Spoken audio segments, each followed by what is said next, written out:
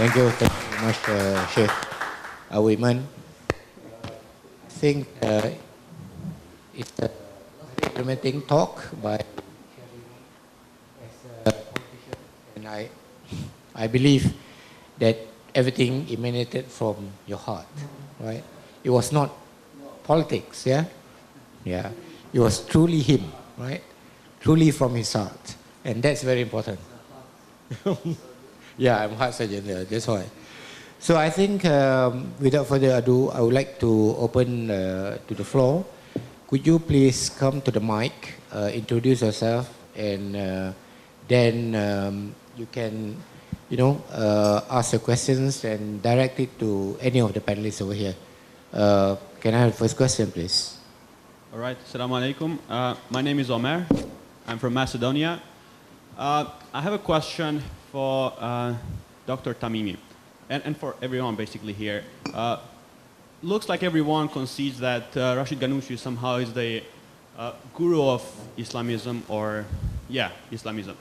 Given the shift that he has taken and his party has taken, basically to drop probably the core tenet of Islamism, which is to bring about an Islamic state. Do you think that that sends a signal to all of those who believe in Islamism that the only way you can be a Democrat is by not being an Islamist? Basically, you drop the core tenet of Islamism, therefore, by definition, you become a true, pure Democrat. Thank you.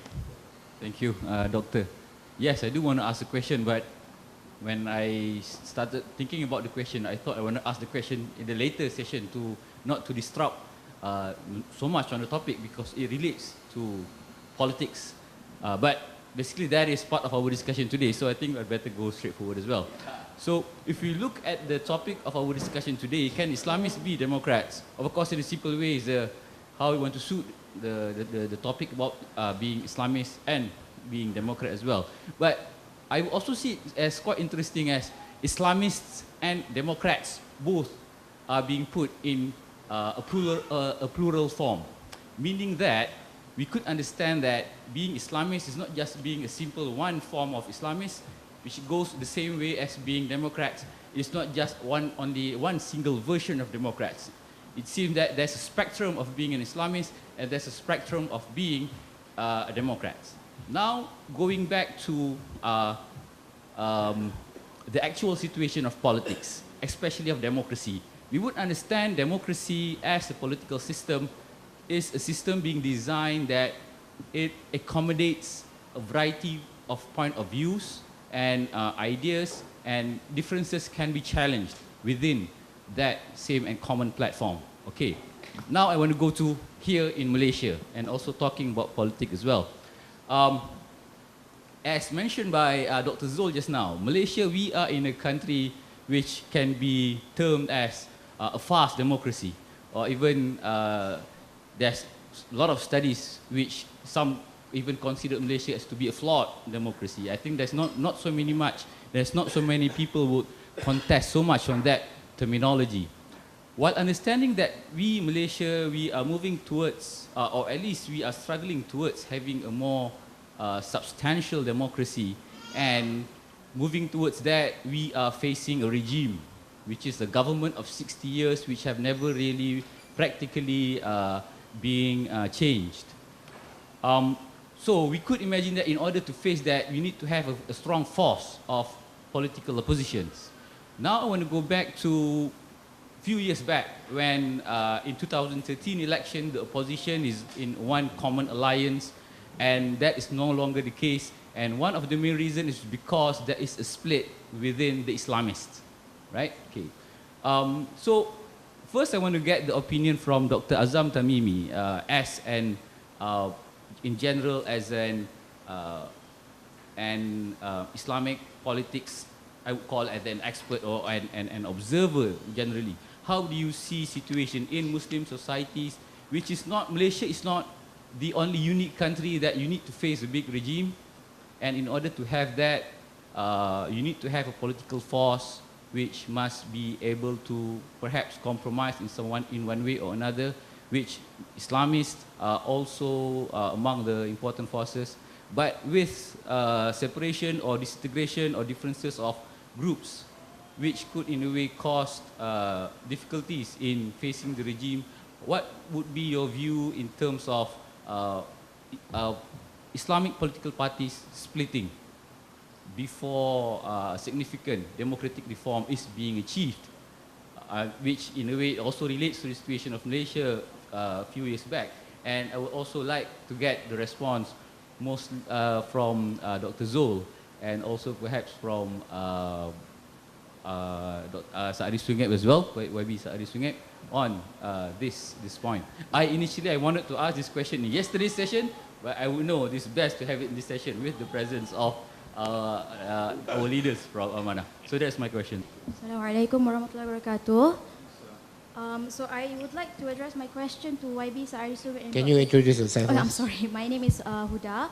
I come from UAE. I would like to address my question to Amanah top leaders, which is Dr. Zul and also YB Saari Sungib. So basically, before this, we have heard that one of the top leaders of Amanah has raised concern with regard to the spoil vote movement or undi rosak. So he said that those people who are propagating for this spoil vote movement must be punished. So in terms of democracy, basically this statement is against the whole democracy or democratic mind. So I just would like to know how, since we're talking about being a truly Democrat, I would like to know what are the efforts done internally by the Amanah leaders to address this kind of mentality, because basically this is not coming out of nowhere. It comes from the Islamist imbued mindset, sir. So I would like you to tell us the inside story. Thank you very much. Well, thank you very much. The brother from Macedonia, Umair, I think. Omar or Umair? Omar. I was in Tunisia when Rachid Ghannouchi made his move of declaring, sometimes indirectly, sometimes directly, that the Nahda movement in Tunisia no longer had any connection with Islamism. Some of his movement's members even went further and claimed they were never at any time members of the Muslim Brotherhood, which is not true, of course. Nahda movement has always been part of the global umbrella of the Muslim Brotherhood. And I was shocked by the declaration. I wrote several articles in Arabic criticizing the move. This is not what I expected. This is not what my book was about. But I understood the enormous pressure Al-Nahda came under. When the coup in Egypt, because these moves only happened after the coup in Egypt. When the coup happened in Egypt, the military coup in July 2013, Al-Nahda was threatened, and its leaders were warned that if they did not desist and if they did not compromise, they were going to end up the way the Muslim Brotherhood in Egypt ended. And I think it was probably one of the conditions imposed on them for continuing to be players in the local political scene, that they had to dissociate themselves from the Muslim Brotherhood. And they were not alone in this. Many other former associations of the Muslim Brotherhood did the same. We were entering into the reign of terror, and people were really horrified that this could happen again. Some members of the Nahda even said publicly, we are not willing to go back to prison or to exile. So if you want to remain in Tunisia, these are the terms that you have to agree to. More serious and more dangerous even was the talk about the separation between what is da'wi and what is siyasi, what is missionary and what is political. And the decision that if you are a member of a Nahda movement in Tunisia, then you should not be seen to do da'wah. and that da'wah should be left to the mosques, and mosques are left for society. And actually that was, again, a statement under pressure, but profoundly erroneous.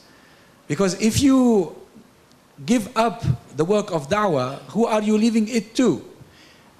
And we, Islamists, as people call us, I don't like the term anyway, but people committed to working for Islam, our original message is missionary, not political. Politics is part of our work. Politics is part of our interest. Politics is a means to an end. It's not the end in itself. It's not the end to be a member of parliament. It's not an end to have a political party. It's not an end to establish a government that observes the values of Islam. But these are all means toward achieving the mission that Allah expects us to carry on this planet. And I think 2015 draws a line in the history of the Islamic movement of Tunisia. It is no secret that there is still a lot of debate within the movement. There are disagreements. And I think it is a miscalculation. I could be wrong. People could prove me wrong later on. But at this point of time, I think it was a gross miscalculation on the part of Brother Rachid Ghannouchi and his movement to make the declarations they made. You can easily say, sorry folks, it's a difficult terrain. We cannot meet the challenges. We want to take a break. We want to stay out of politics for the time being. By all means, no problem. But to talk in terms that seem to indict your own brothers elsewhere, that's really very dangerous. Because what does it mean to dissociate from the Muslim Brotherhood? That the Muslim Brotherhood is a dirty organization? That it's a guilty organization? There are 60,000 people today in Egypt in prison. Most of them are members of the Muslim Brotherhood because they refuse to endorse injustice. They refuse to accept the oppression that is taking place. These are the real heroes. The real heroes are not those who make compromises in order to survive. I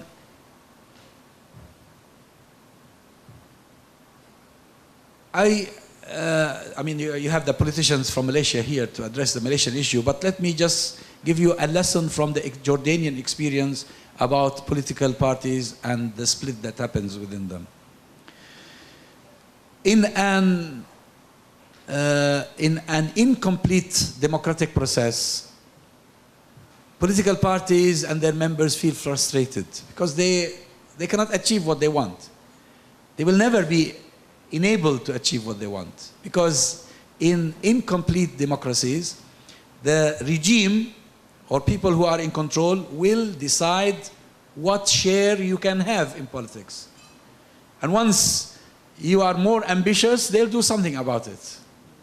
This is what happened in Jordan. In Jordan, the Muslim Brotherhood established the Islamic Action Front in 1990, 1991, because the 1989 decision by the late King Hussein to democratize the country seemed promising. And there was talk about pluralism, multi-party system. So the Muslim Brotherhood were told, why don't you form your own political party? Because from the next election will be on party basis. So they started forming the Islamic Action Front. Tensions soon started within the front as to who do we pay allegiance to?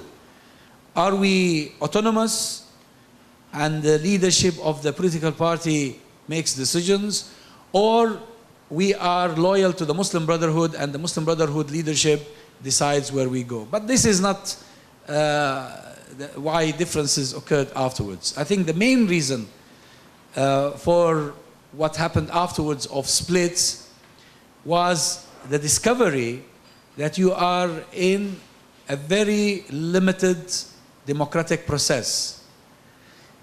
some brothers started accusing their own partners in the party. You are not doing what it takes. You are not doing this. You are not. Okay, we are going to split. We are going to form another political party. Okay, they formed another political party only to discover the same problem. You cannot compete with the government. The government does not allow, the regime does not allow you to compete with it. It's as simple as that. That's the problem with incomplete democracies. So I think splitting existing political parties, as in the Jordanian experience, weakens existing parties. You end up facing the same challenges and the same obstacles. You reduce the voting power of these various entities, because you will end up competing for the same constituency. You have 100,000 votes. You're competing for the same 100,000 votes. And then the government also will not allow you to exceed a certain limit. My advice in such setting in Jordan and in similar places is to focus on civil society. Forget about parliament. I don't mind if, I mean, some people want to compete for parliament, let them do that. But don't make it your main project, because it won't work. They won't allow you. They will not allow you to have more than a certain number of seats. Eventually, the majority in parliament will be in the hands of those who monopolize resources and monopolize power in the country. Our job, in the meantime, is to bring awareness to the public. The public need to know their rights. They need to struggle with us for a better system, for a fuller democratic process. But to continue to squander our efforts and resources and divide whatever we have, and then eventually get nothing done through parliament, I think it will end up in just frustrating more members of the young generation. So this is my opinion with this regard. I think we have a few more questions, but I think as a moderator, we can skip the third question, because I don't want to give any prominence to this movement, so-called movement, the Undi Rosak people. So I think we can skip that, because I think it's a personal opinion of the leader of Amanah, and I don't think you need to deliberate on that particular issue. Just forget the question. On the issue about spoiled vote. Yeah. Just no. Yeah, I will shy away from. Yeah, don't have to polemic, respond to that. Yeah. On spoiled vote. Although I have my personal opinion to this, Yeah. but may I just answer other questions. may I just so what question now left for us to answer? Ehsan, yeah? Yeah. No, firstly I would beg to differ from my brother Dr. Azzam. Of course, he has his opinion, and I respect his opinion as to, as to how Sheikh Rachid Ghannouchi and the Nahdah party takes on and move forward, which I would dare call an epistemological shift. If I may repeat, an epistemological shift away from the construct of the Muslim Brotherhood. You should know that Sheikh Rachid Ghannouchi, of course, is part of the Muslim Brotherhood. So, whether it's through Dr. Mustafa Shibai or even the time of Hassan al-Banna or whatever. But I think, as I read the book and talked to Sheikh Rachid Ghannouchi himself, you could see in this Malay version, Malay translation, I wrote the Prakata, and I'm saying that, and I dare commit saying that this book has in fact long passed by Sheikh Rachid Ghannouchi and An-Nahdah himself, and An-Nahdah as a party. Because the latest book of Anne Wolf, published in 2017, the book entitled, it's written in Political Islam in Tunisia. Yeah, Political Islam in Tunisia, the history of An-Nahda. I wrote that in my prakata. Please care to read. What I've committed to is that Sheikh Rashid Ghannouchi is still evolving in his thought. And we all would want to believe. I would personally want to believe that I'm not stuck in any time warp of brotherhood thinking or whatever. I believe the higher intents and the higher objective of Sharia would drive me to make proper political ijtihad, the intellectual reasoning that is demanded in all situations. And that is in fact the challenge of leadership. I am not here to be, forgive me, Brother Azzam, I'm not obliged or beholden to Ikhwanic thoughts or Muslim Brotherhood thoughts or whatever. Much as we respect that narrative of Muslim Brotherhood, but I think a political party, worthy of its own raison d'être, the reason of being here, should be able to relate. And that is exactly what Rashid Ghannouchi wrote. And his contemplation and reflection when he's incarcerated in the prison for 4 years brought about this book. And later on, and in this I call it as the generational shift and epistemological shift away from Ikhwan, to me, reflects his thinking, the trajectory of his thinking. And he's not bounded and beholden to Ikhwan. Although he respects Ikhwan, be it. And he is always stressing of the Tunisian experience. He always stressing on and he wrote this book, and I was struggling to look at where did I note that. On the page, in the English version of, perhaps I've written it here. It is in my laptop. He emphasizes that An-Nahda is a Tunisian experience. And An-Nahda is as much of their tajriba, their experiment in political Islam within the context of Tunisia. And I still remember, and I wrote it in my preface on the Malay version, that once upon a time Ghannouchi went to the Murshid of Ikhwan back in the 60s or 70s or 80s, advising Ikhwan to establish a political party and to embrace plural politics. He had a strong reprimand. He was almost like given a lecture by Omar Talmisani, the then Murshid al-Am of Ikhwan. And again, in the crisis situation where Mursi has to face a life and death situation of Muslim Brotherhood, he went again. And I have a personal communication with Sheikh Rashid Ghannouchi advising them. But of course, given a completely different political thoughts and thinking, Rashid Ghannouchi's advice was not, I don't know, but in short, they do not listen to him. Rashid Ghannouchi, in the situation when An-Nahda faced exactly or more or less the same situation, they came with a different political response. Now, I would want to believe that this is as a result of political thinking, of a democratic thinking, of a democratic attitude, which I believe, forgive me if I'm wrong, Brother Azzam, is more imbibed and impregnated in the Ghannouchi's An-Nahda Maghribi thinking, not the Salafi thinking of the Mashriq school of thought, the Kutubi or whatever. I'm not saying Kutubi per se, but the Salafist thinking.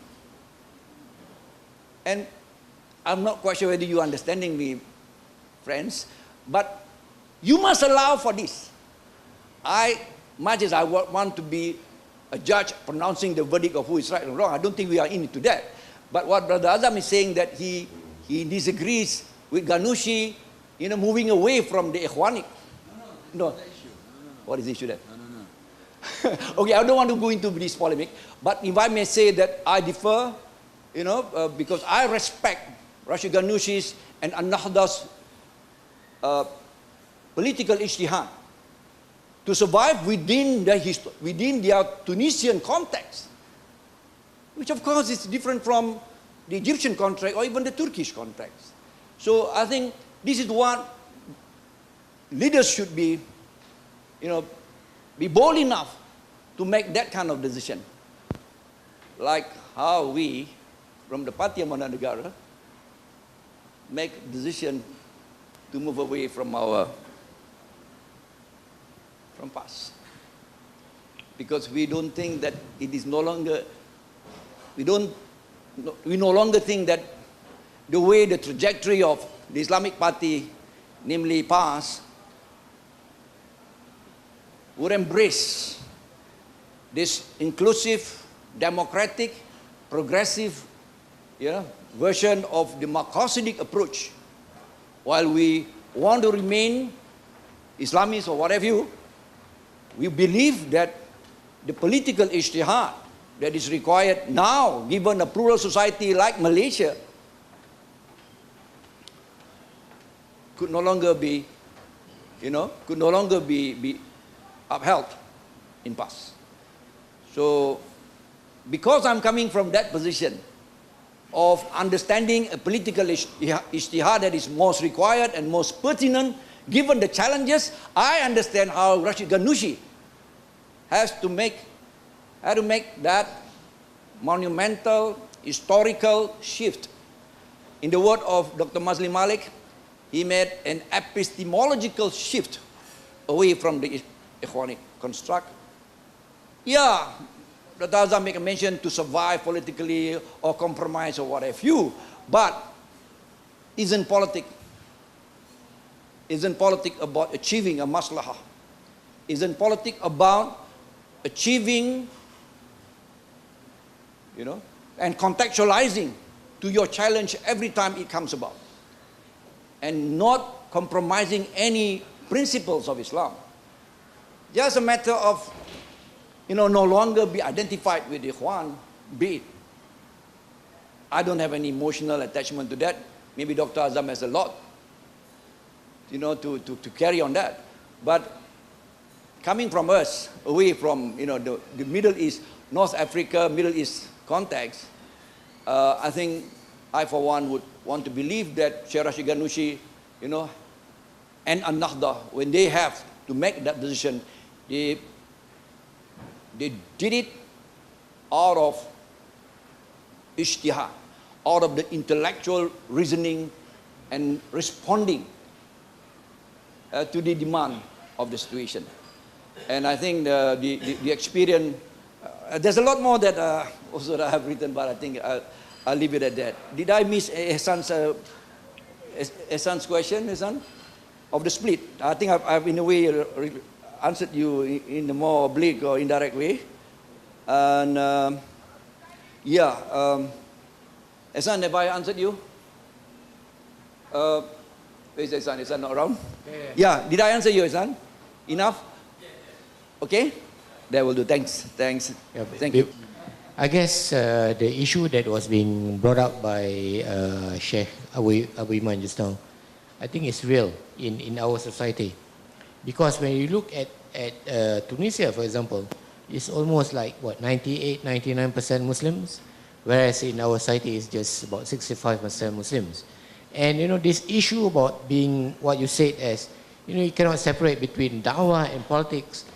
I mean, I think it's a real problem in this particular country.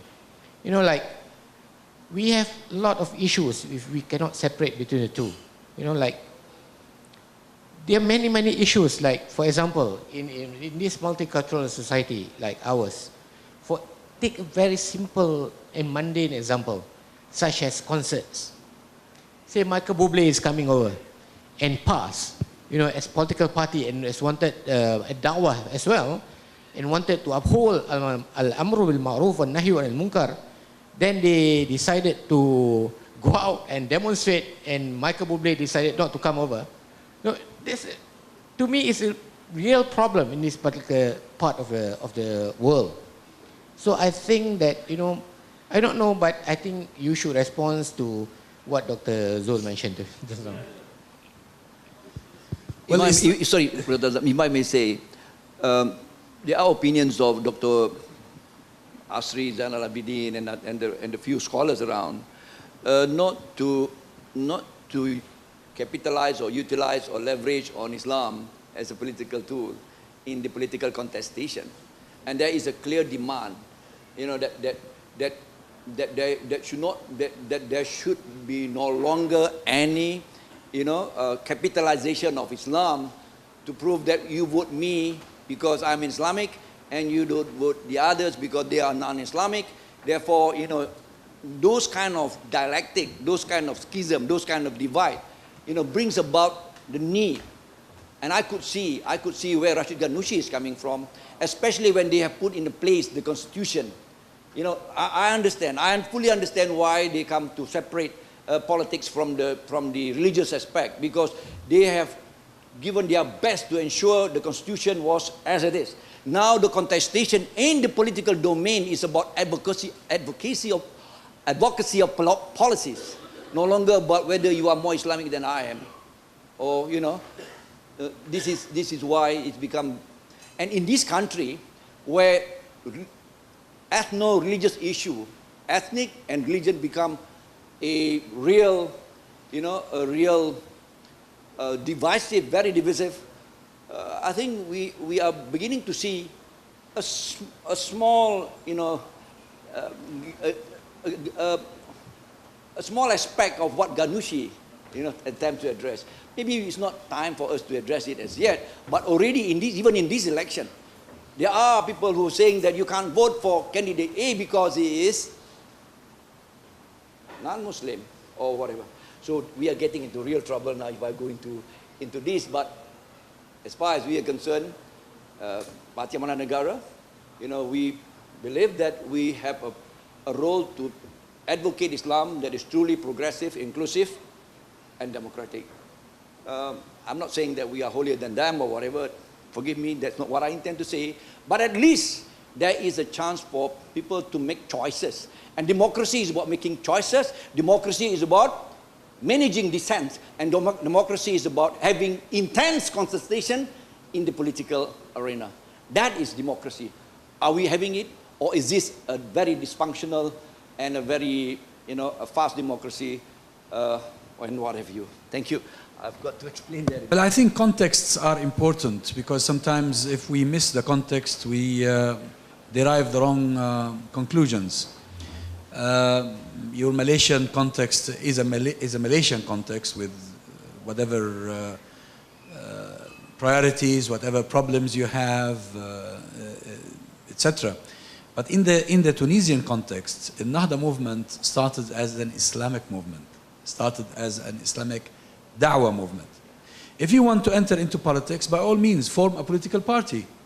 But if you transform the Islamic movement itself into a party, and then gradually strip it of its Islamic character, that's the danger. I mean, when you read my book now, you will find that much of what Ghannouchi says in the book contradicts what he is saying today. That's the danger. That's the real danger. In politics, you make compromises, you make concessions. It's a game. You play a game. But a thinker, a alim, should not allow himself to be downgraded by politics. We are above politics. Thinkers, philosophers, and scholars are above politics. Because politics can change depending on circumstances. As I told you, until Morsi was in power, there was no problem with Al-Nahda. But when the coup happened, they felt threatened and they panicked. they started discussing what to do about this. So they came with the idea that, okay, now we are a political party, we have nothing to do with the Muslim Brotherhood, we have nothing to do with da'wah. Now the country is free and we have democracy and the mosques are free, but members of another movement cannot make da'wah anymore. Why not instead form a separate political party and let those who want to contest politics work through the political party and maintain the movement as it is, because you need it. Now, can you imagine, we call him Sheikh Rachid al-Ghannouchi. We call his deputy Sheikh Abdul Fattah Moro. They even wear a jubba and a turban. But they are not involved in da'wah anymore. It's just a contradiction in terms, isn't it? It doesn't make sense. I'm not against division of labor. We need to have a division of labor. We need to have people who enter into politics. We need to have people who maintain the upper ground. We need people who make compromises, but we need people who say, these compromises are wrong. We need people to say this and remind us that our ideal and our objective is much higher than this. Maybe we cannot achieve more than this today, but what we hope for is much higher. It's not about the Muslim Brotherhood. The Muslim Brotherhood is a project. It's just it's a means. But you cannot, at a time when the Muslim Brotherhood has been stabbed and is wounded and is bleeding, come out in public and say, we were never members of the Muslim Brotherhood. That's a lie. That's a lie. And it's a painful lie. You think probably it's pragmatic in your own setting. No, what you should say, we were once Muslim Brotherhood members, but today we believe that in the Tunisian context, it's not necessary anymore. That's what should have been said. Rather than saying, now, take the remarks you mentioned about the Mashriqi thought and the Maghribi thought. Each thinking is an ijtihad. And you have great ideas in this ijtihad, you have some not very great ideas in this ijtihad. But we cannot neglect or ignore the fact that it was the Mashriqi thought that started the awakening. And we need to remember this. Maybe today we've matured, we've grown up, we have better experiences. But we must not forget that we had a mother and we had a father one day who took care of us when we were weak and who provided us with nourishment. It's just expressing gratitude, no more. And I agree that Rachid Ghannouchi, in his thinking, he says, there is something special about the Nahda movement. And that is the fact that it remained open to other people's experiences and ideas. It did not close itself. So it benefited from the Muslim Brotherhood. It benefited from the Iranian Revolution, from the Khomeini Revolution. It benefited from the communists. From the West. It benefited from the West. That's exactly what Islam wants us to do. Al-hikmatu dalatul mu'min. Anna wajadaha fahuwa haqqu biha. Wisdom is something, is what a Muslim seeks. Wherever you find it, you take it. It doesn't matter where it comes from if it is a wisdom. But to deny that one day you had connections or associations because somebody is being prisoned, like for instance nowadays, Brother Tariq Ramadan, he has been thrown into jail. I have seen individuals who used to think he was the greatest man on the face of the earth, and now they seem to be unwilling to defend him or to stand by him in this conspiracy that is aimed at destroying him. So when one of us falls, we start saying, oh, we have nothing to do with him. It's none of our business. We were never related to him. What Tariq Ramadan is suffering is a dirty ploy by people who want to tarnish his name and who want to destroy someone who has contributed so greatly to Islamic political thought and to Islamic thought in general in this modern age. So we should stand by him. We must defend our brothers. If tomorrow I am imprisoned, you are going to say, we have nothing to do with Azzam Tamimi? We never invited him. We never translated his book. We never published it. We cannot keep saying this. It's not right. A principle is a principle. I don't mind if our brothers in Tunisia come up with new ideas to suit their new realities. But I don't think that what they have done is ijtihad. I don't take it to be like that. Maybe you and Mazli consider it to be that. By all means, you are at liberty to do that. I consider it to be succumbing to pressure. Genius thinking does not come under such pressure. Don't think so. No. They've been threatened. They've been threatened, and they told us they were threatened. I beg to differ. Well, it's good That is my to democratic differ right. on this issue. But anyway, I still nevertheless think that Rachid Ghannouchi, with his thinking up to 2015, was a great contributor to Islamic political thought. I advised her, I mentioned in my book, by the way, that I would have preferred Rachid Ghannouchi not to be the leader of Ennahda, to remain free from being confined to an organization. Be a thinker for all Muslims, because this is a genius. This is a great man. Had he stayed away from the shackles of politics in his country, we would have benefited a lot from his wisdom and genius. But I think his wisdom and genius is now being restricted by the political process. He should have remained above politics. Can I ask you a question? Before I give it to Syekh Boyman. You see, the whole idea that you mentioned that, that another tried to dissociate themselves from Al-Ikhwan al-Muslimun. But correct me if I'm wrong. Al-Ikhwan al-Muslimun, when they decided to enter politics, they formed a political party. Al-Hizb al-Adalah, Al-Hurriyah wal-Adalah, Freedom and Justice Party. And yet, despite dissociating the Da'wah movement from the political movement, they failed. Yes. And I think, it's my opinion, I might be wrong. They did not fail. They did not fail. There was a military coup. Yeah, I know. It's a military coup. Yeah, it's a military coup. You have the tanks coming to you. A military coup is not a failure. You see, if we consider that to be a failure, then we have to reconsider so many things that we learned, so many things that the Quran tells us. Had they been left in power, they would have provided an excellent model of Sunni democratic governance. That is not the issue, Dr. And that's why they went against them. That's why they sent the tanks to destroy that experience. So I don't consider it to be a failure. We could have arrived at that conclusion had they been left to complete the 4 years, and then people decided they had failed and then elected somebody else.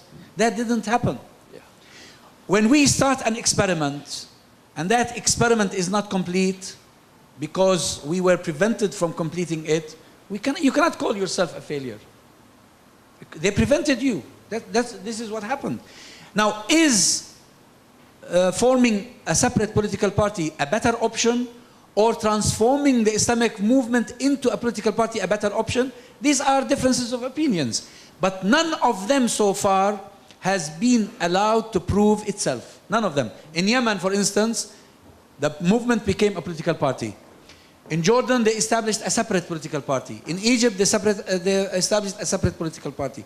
And Nahda became a political party by itself. In Morocco, they established a separate political party.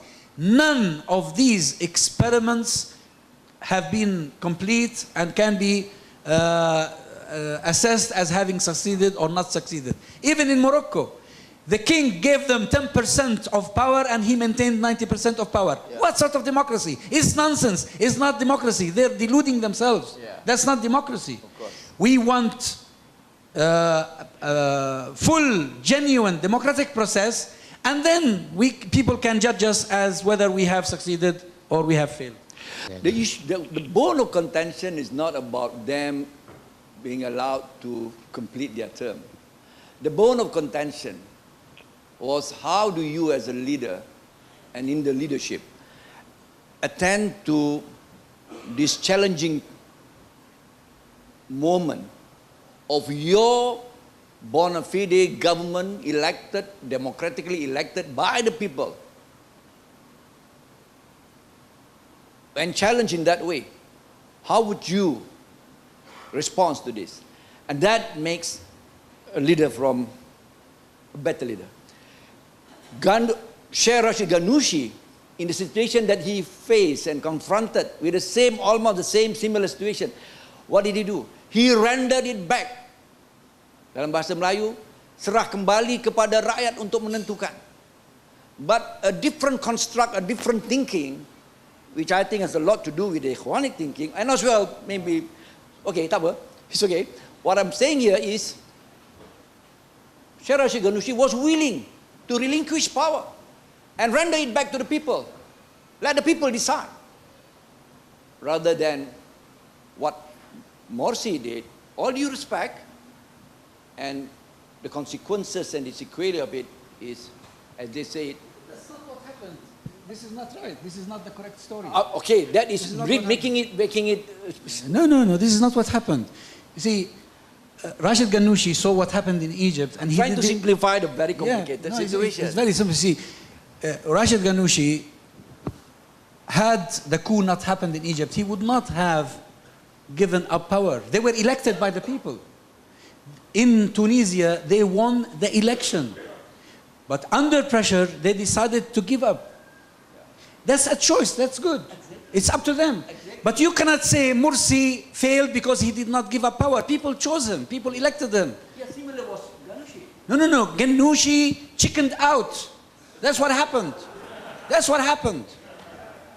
This is what democracy is all about. The ability to dissent and yet manage the dissent. Thank you. I would like to, yeah. I would like to comment. Okay. Bismillahirrahmanirrahim. When things happen in Tunisia, one scholar, Dr. Sophie Lemire, came personally to my house with my wife around.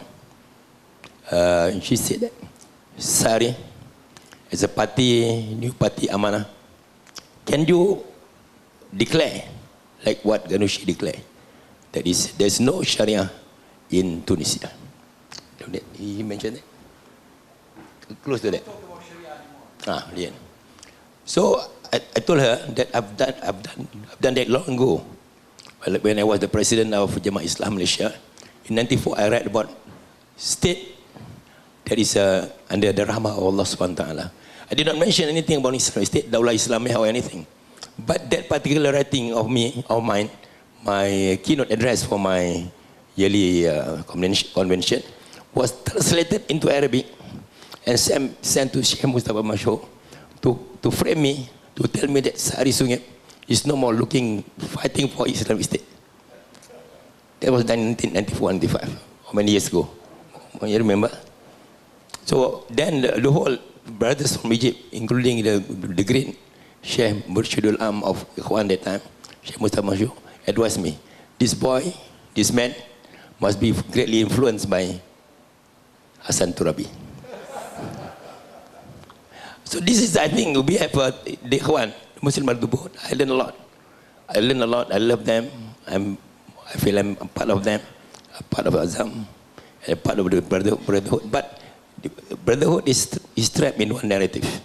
The narrative of the struggle of Islam to bring back the glory of Islam must be according to the history of its inception, the history of how it started.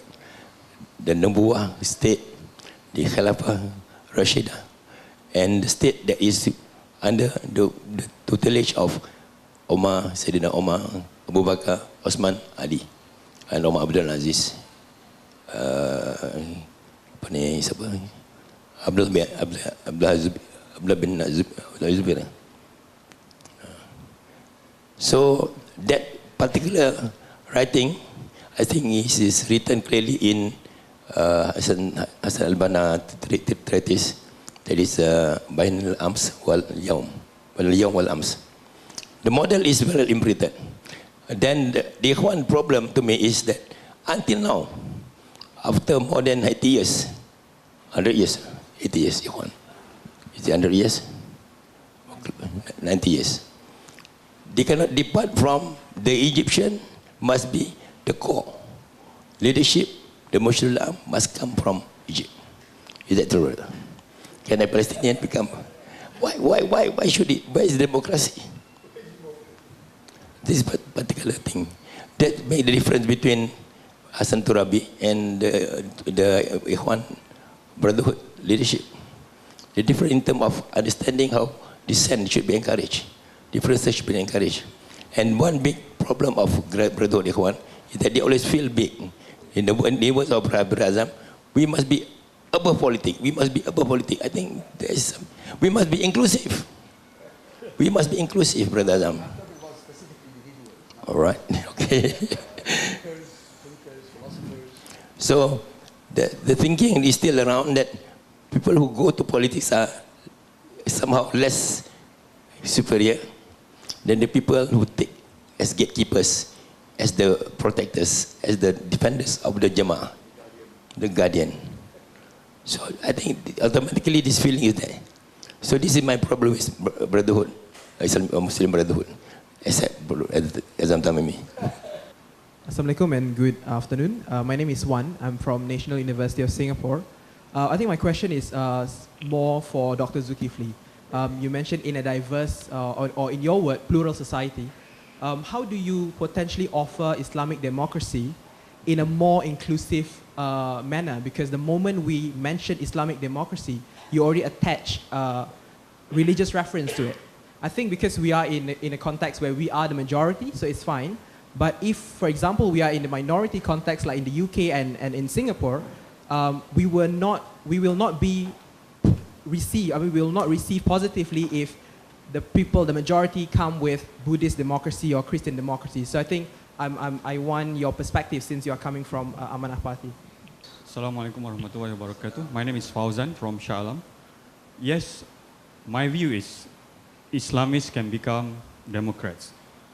However, I struggle to believe that it can go beyond winning the election.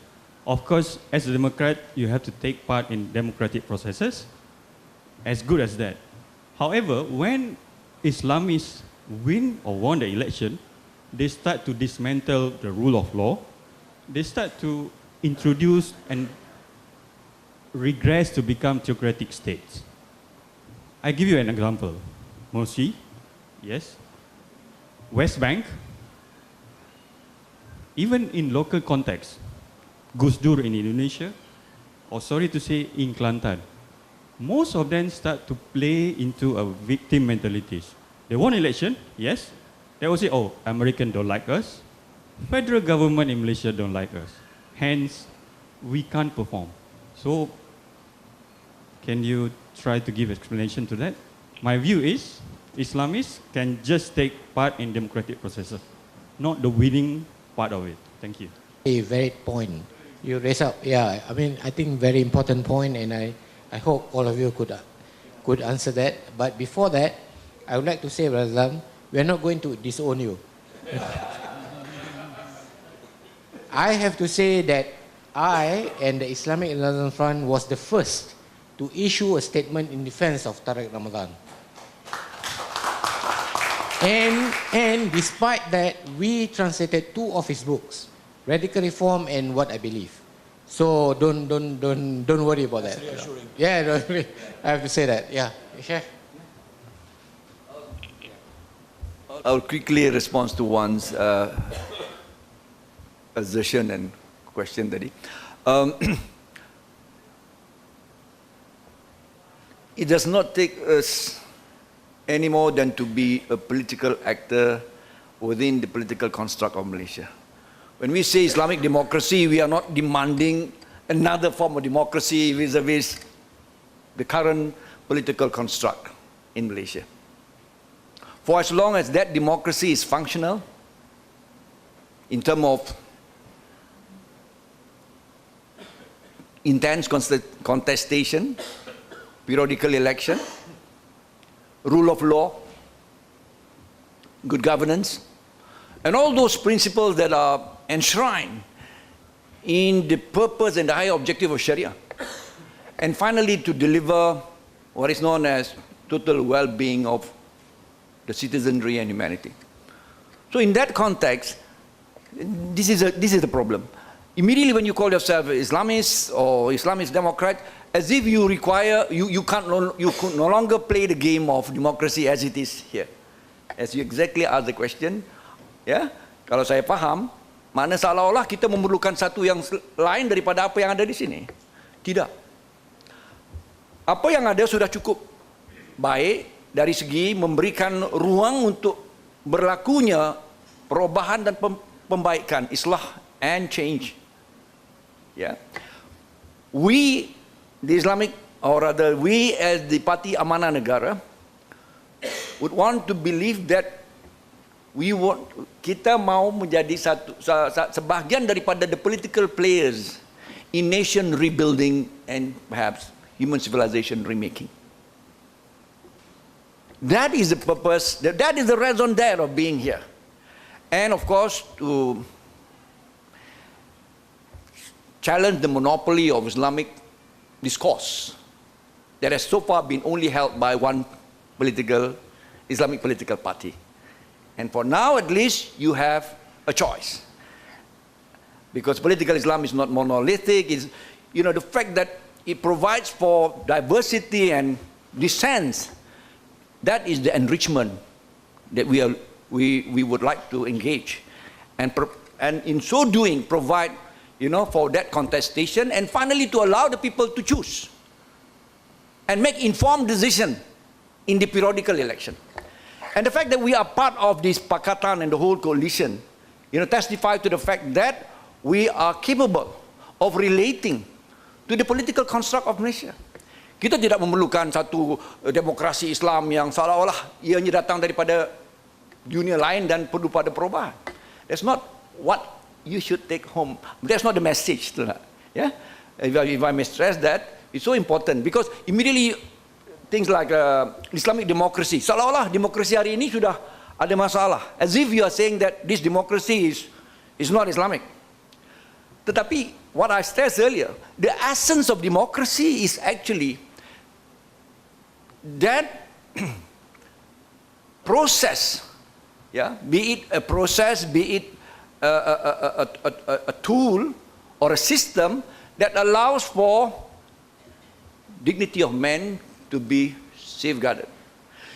That is embraced in the maqasid of Sharia sebagai, ya, sebagai apa yang dikatakan sebagai hifzul muru'ah ataupun, ya, what is the word? Hifzul muru'ah, the preservation of dignity of man. Jadi saya harap you get it very clear from us, that Parti Amanah Negara tidak mengatakan selagi, seolah-olah sistem ini sistem yang anti-Islam, anti-Islam, it's not like that at all. But we would, in the process of engaging in this, improve on the function and to make this democracy a functional and a vibrant one, so that akhirnya, in the final analysis, that total well-being akan dapat, ya, dipenuhi.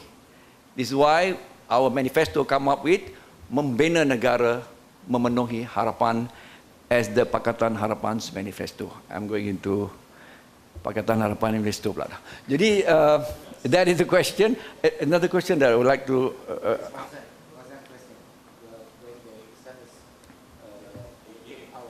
yeah, this is a very important, very pertinent question because there is already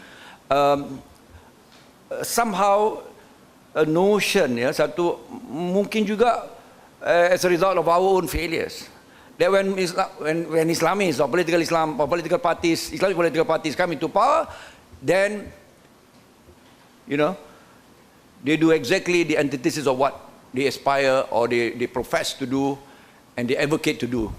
And you're already seeing this in Turkey, already, those examples that you have given earlier. Yeah. Now, I for one,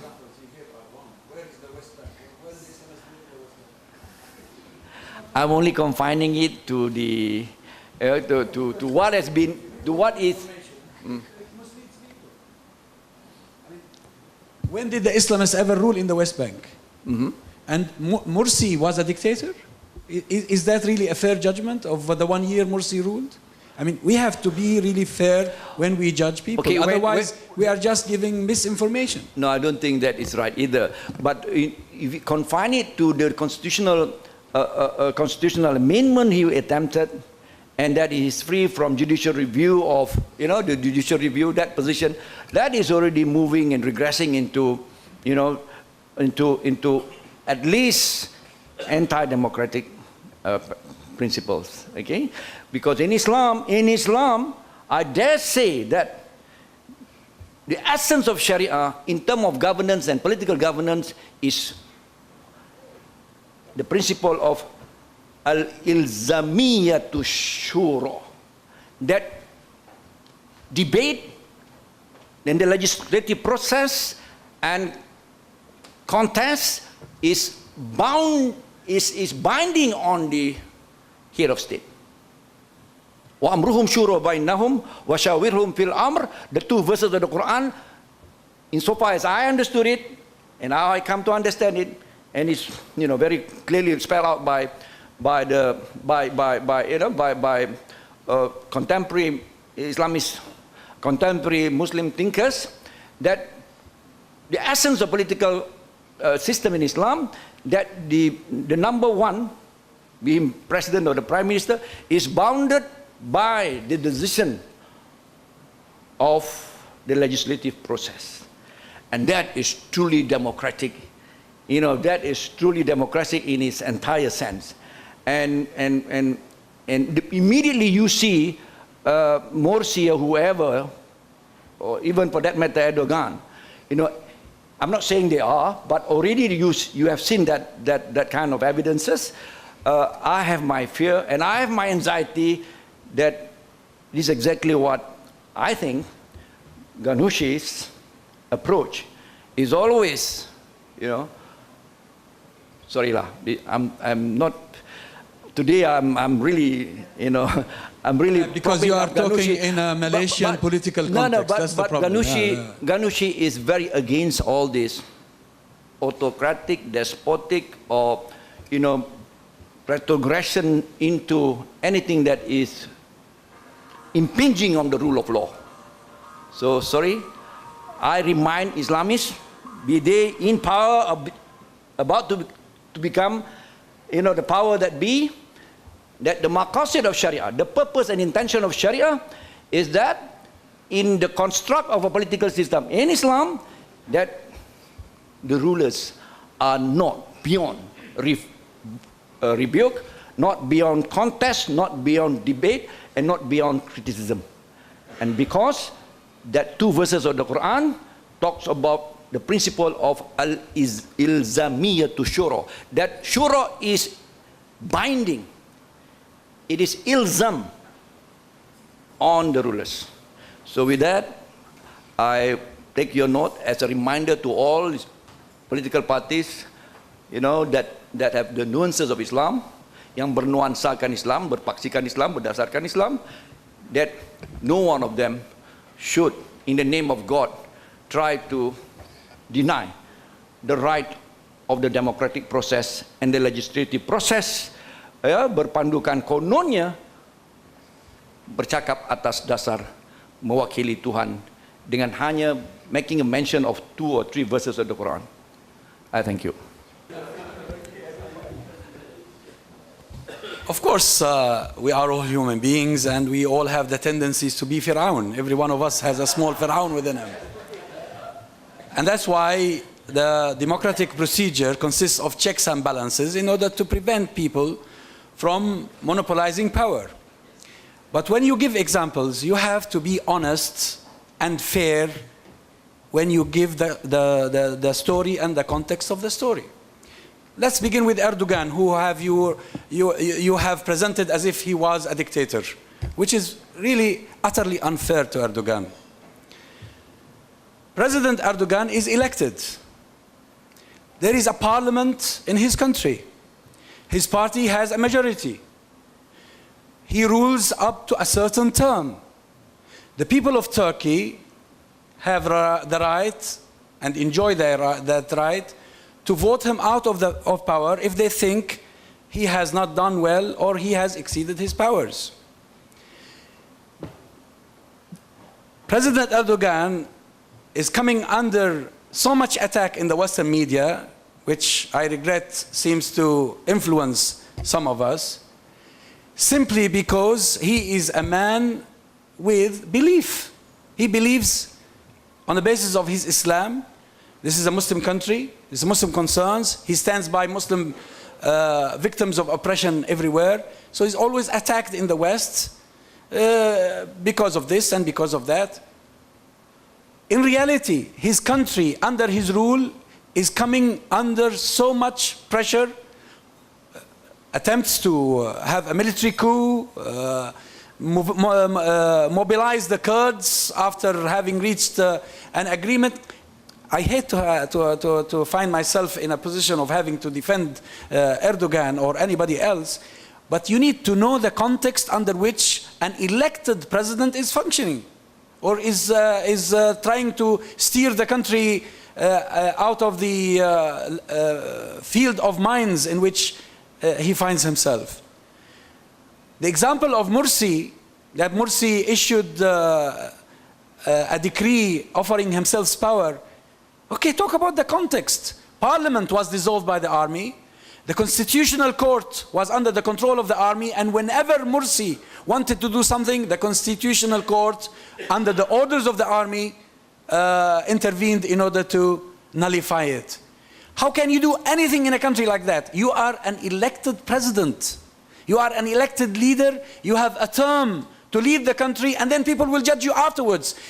The notion that whenever you want to do anything, you have to have a shura, that's not realistic. Yes, you probably have your advisors, you have your parliamentary group, but a leader is a leader. You have to lead. Look at the Western democracies. You think Theresa May, every step of the way, invites Parliament to discuss whatever she wants to do? Only on major issues they do this. But then people will judge when the time of election comes. I don't know where the West Bank came from. The West Bank is under occupation. If you mean Hamas in Gaza, then this is not true. The context is completely different.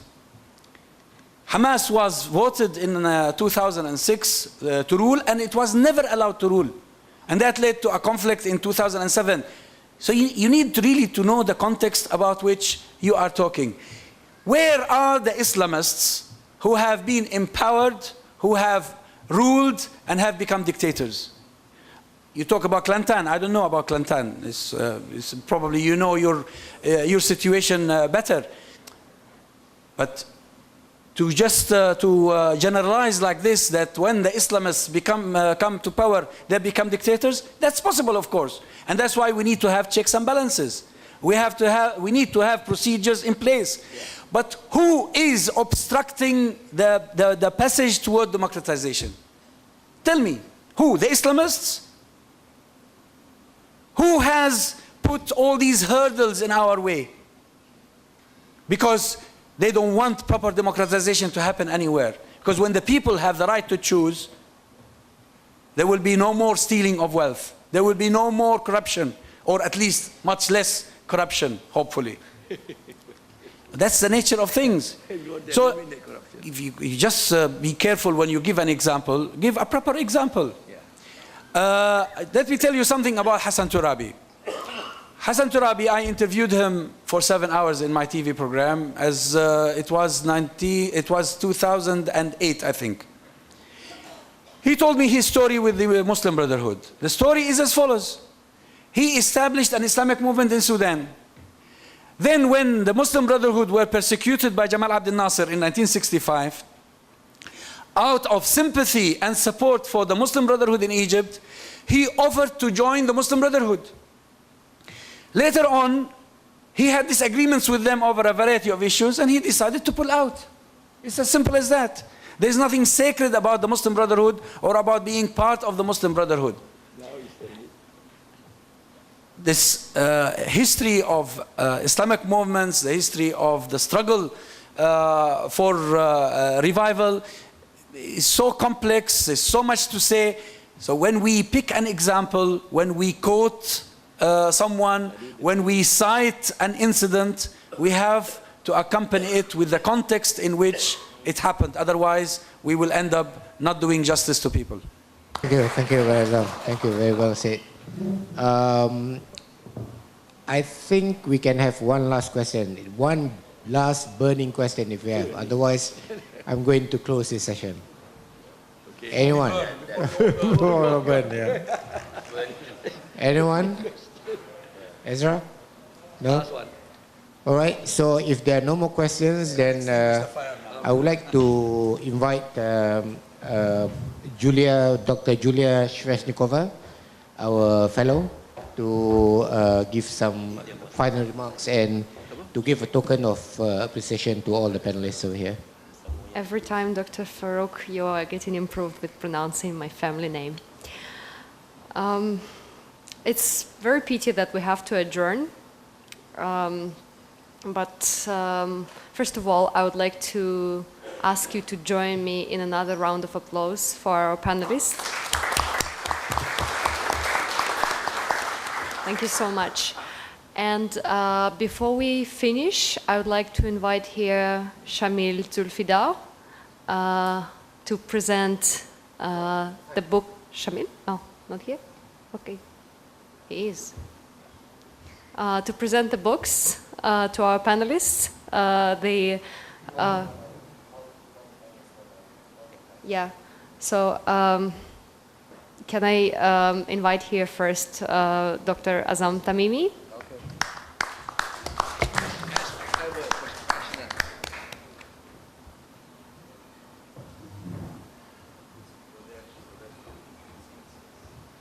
Thank you very much.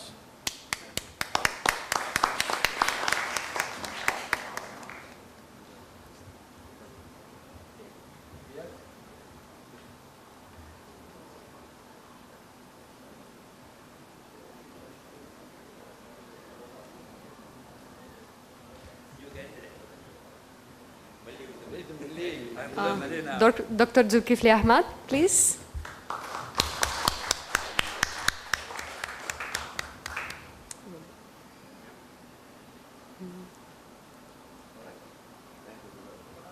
And YB Saari Sungib.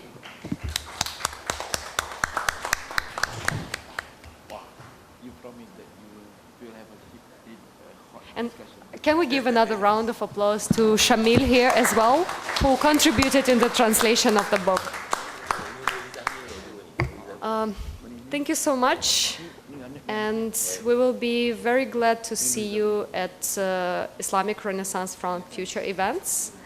So our program for now and for today is finished, and we invite you to join us for the modest tea after that. Thank you. Assalamu alaikum wa rahmatullahi wa barakatuh.